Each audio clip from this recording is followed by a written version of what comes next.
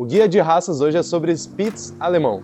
Vou explicar um pouquinho melhor sobre a origem, o temperamento e como que você pode criar esse tipo de cão de uma forma adequada, pensando em criar um bom comportamento, uma boa personalidade no futuro. Roda a vinheta. Essa raça aqui não parece, mas ela é descendente de cães extremamente poderosos, que se acredita terem sido levados para a Europa através de vikings. A história é bem interessante, dá para entender um pouco melhor sobre o temperamento deles. Eu vou abordar a origem para que a gente consiga direcionar uma boa criação, além de também dar alguns pontos principais de coisas que a gente tem que desenvolver ao longo da relação quando a gente está educando um cão desses. Mas antes da gente ir para o conteúdo em si, peço para você se inscrever no canal, compartilhar com amigos que têm Spitz principalmente ou que pensam em ter um cão dessa raça. Que com certeza saber melhor sobre a interação, sobre o temperamento e como criar ajuda muito na qualidade de vida e sanidade mental de um indivíduo desses que mora na tua casa. Então é interessante que essa raça aqui não parece, mas acredita-se que ela foi levada para a Europa através de vikings, com uma origem de cães de tração. A história é interessante e entendendo um pouco sobre a origem, a gente consegue entender também como criar de uma forma adequada um cão com temperamento de Spitz. Primeiro de tudo, eu preciso deixar claro que Spitz é uma linhagem de cão muito primitiva e muito antiga. E o Lulu da Pomerânia, Spitz alemão, ou esses daqui que são os Spitz alemão pequenos ou anões aqui, são uma parcela dos Spitz em si, tá? Mas os Spitz, então, foram cães que foram trazidos por vikings para a Europa. E eles ficaram muito conhecidos porque a realeza britânica acabou querendo ter alguns cães desses, acabou gostando desses cães, acabou caindo na graça mesmo da realeza. Inclusive, a rainha Charlotte da Inglaterra, a esposa do rei Jorge III, acabou tendo alguns Spitz e acabou dando uma relevância grande a esse estilo de cão. Contudo, foi com a rainha Vitória e sua neta que a raça ganhou maior destaque na Europa. E aí começou a ser um cão então de companhia utilizado pela realeza, levando em consideração que lá no início essa variedade de cão ela era sobre cães de tração, cães de puxar trenó, os originários mesmo, lá da Islândia e da Lapônia, que é o que se acredita dentro da história, tá? Existe uma variedade de tamanhos dentro dessa raça. A gente vai ter o Lulu anão, o pequeno, o médio, o grande e até o gigante. Então é um cachorro que tem uma grande variedade de tamanho. E isso também implica um pouco no temperamento. Por quê? Porque quanto menor, mais tendência à insegurança. Quanto maior, mais tendência à confiança. Então esses aqui, que são os pequenininhos, que a gente vê muito hoje em dia em apartamento, são cães que já têm uma tendência bem grande à insegurança. Então é interessante entender a origem por quê? Porque ele tem um ímpeto muito poderoso, mas ao longo da seleção, principalmente desses pequenos e anões, eles foram sendo direcionados a serem cães de companhia da realeza. Então são cães que não desenvolveram um trabalho mais como os originários da espécie. Então isso a gente leva em consideração muito na criação. Por quê? Porque é um cão que ele tem uma grande tendência a ter apego, um apego muito forte a humanos. E quando a gente já não vive mais em uma realidade onde os cães ficam o tempo todo com os humanos, mas sim numa realidade onde o humano sai trabalhar o dia todo, a gente acaba encontrando algumas dificuldades com o temperamento de um cão que realmente é um cão de companhia. É diferente da gente ter um Border Collie, um Golden, um Pitbull, e a gente tratar como um cão de companhia. Esse cão é que ele realmente foi selecionado por um longo período a ser um cão de companhia e alerta. Então é uma companhia que alertava barulhos externos, que é o que as pessoas encontram hoje em dia também. Entendendo um pouco então sobre a origem dessa raça, fica mais fácil da gente entender como criar da maneira correta e quais são os principais desafios. Dentro dos principais desafios que a gente encontra é, ponto 1, esse cachorro é muito apegado. Então, ansiedade de separação, dificuldade de ficar sozinho, dependência exagerada do humano. Ponto 2, vocalização exagerada. O que antigamente era um benefício, hoje em dia é uma dificuldade, com pessoas morando em apartamento, o cachorro latindo muito na rua e tudo mais. Terceiro ponto, medo, e eu até linko muito a fobia. É um cachorro que desenvolve muitas fobias ao longo da vida, porque ele é muito pequeno, ele é invadido com facilidade, as pessoas querem ficar pegando nele o tempo todo, e ao mesmo tempo todos os estímulos são muito grandes. Imagina ele olhando para um Golden, quando é gigantesco. Então é muito fácil dele desenvolver medos e inseguranças ao longo da vida. Eu acho relevante explicar isso para vocês, porque a gente consegue ter uma noção então de como criar esse cão da maneira correta, levando em consideração esses principais pontos característicos de dificuldade que a gente tem na criação. Vamos lá para o ponto 1. Como que você pode criar um bom Spitz então? Ponto 1.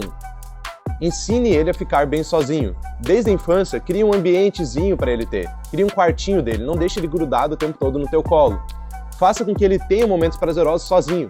E que quando ele chora, ele quer sair e tudo mais, você não deixa, você deixa ele lá no canto dele. Faça com que desde a infância já desenvolva essa possibilidade de saber ficar sozinho. E não tem como ser fácil. Então no início ele vai chorar e tudo mais, mas você vai relevar. Porém, sempre que ele está tranquilo, ele também ganha osso, ganha brinquedo com comidinha, com petisco, com patê, enfim.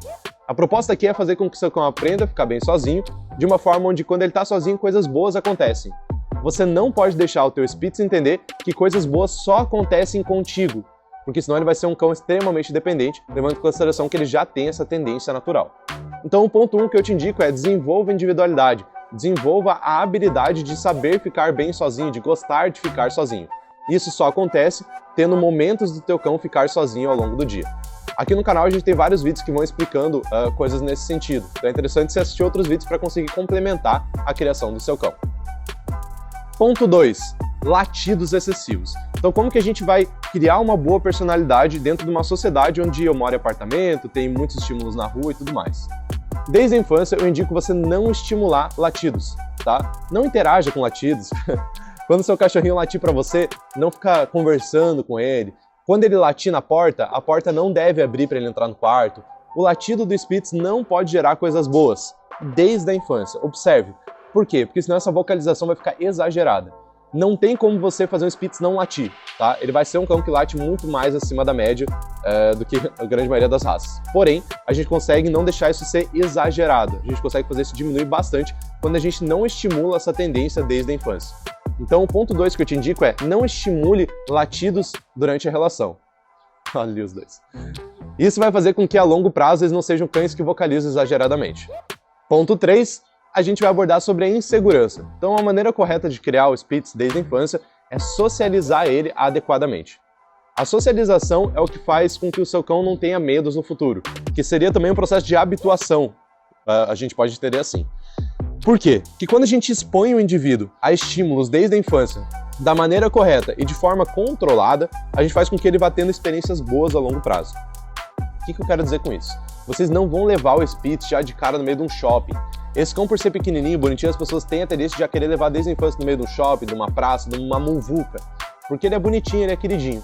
Mas isso faz com que a longo prazo ele não consiga mais participar desses ambientes. Porque ele é muito pequeno e ele não está tendo a possibilidade de habituação, de socialização. Então o que eu indico para vocês é, desde a infância, socialize o seu Spitz aos poucos as coisas. Apresente ele devagar, apresente ele, exemplo, eu quero poder levar ele no futuro numa praça que é muito movimentada. Então, inicialmente eu levo ele a 10 metros da praça, alguns dias, para ele se acostumando, e eu vou me aproximando cada vez mais. A gente tem que focar em fazer com que as experiências do Spitz não sejam exageradas, porque estímulos geram muita atenção no Spitz, principalmente por ele ser pequeno. Então o ponto 3 é sobre não estimule insegurança. Faça com que o seu cão tenha experiências tranquilas ao longo da vida dele, porque esse vai ser um dos maiores desafios da tua relação com o Spitz. A insegurança também gera vocalização, tá? Então quando a gente faz um bom trabalho de socialização, e aí você pode contratar um profissional para te ajudar, ou seguir essa dica que eu tô te dando, de expor ele aos poucos as coisas que ele vai ter acesso no futuro, tá? Você consegue fazer com que ele já nem desenvolva essas fobias exageradas ou medo exagerado, tá? Ponto 4. Tenha rotinas fixas diariamente. Isso eu indico para qualquer raça, mas eu vou pontuar aqui porque pode ser que você é um tutor de Spitz e está assistindo esse vídeo em específico. O cão precisa de rotinas específicas diariamente.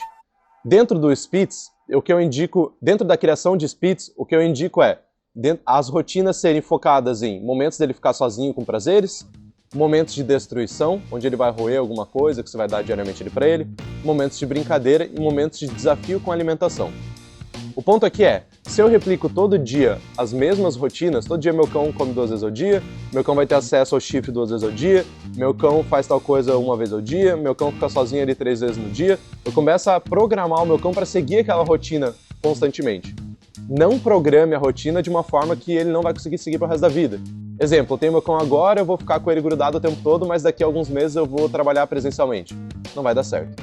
Então o quarto ponto é, crie rotinas específicas que se replicam diariamente, focando nos pontos principais do Spitz, que são trabalhar o latido, fazer com que ele tenha mais segurança e fazer com que ele aprenda a ficar sozinho. Desenhe uma rotina sistemática onde ele vai desenvolvendo isso, tá? Agora um panorama geral sobre o temperamento da raça é: são cães extremamente companheiros, apegados ao tutor, pode ser bom ou ruim. São cães que aprendem coisas com facilidade, são cães que aprendem rápido, eles têm drive alto, normalmente são animados. E ao mesmo tempo são cães medrosos, então o que a gente tem que cuidar muito durante o desenvolvimento dele aqui na sociedade, para que não vai gerando fobia sobre estímulos, sobre carros, pessoas e cachorros. Mas é um cachorro bem legal de ter como uma companhia, levando em consideração que já foi selecionado justamente para isso. Todos os tutores aqui do Matilha que tem Spitz gostam de ter o Spitz. A maior reclamação que a gente vê é vocalização mesmo, tá? Que a vocalização é exagerada.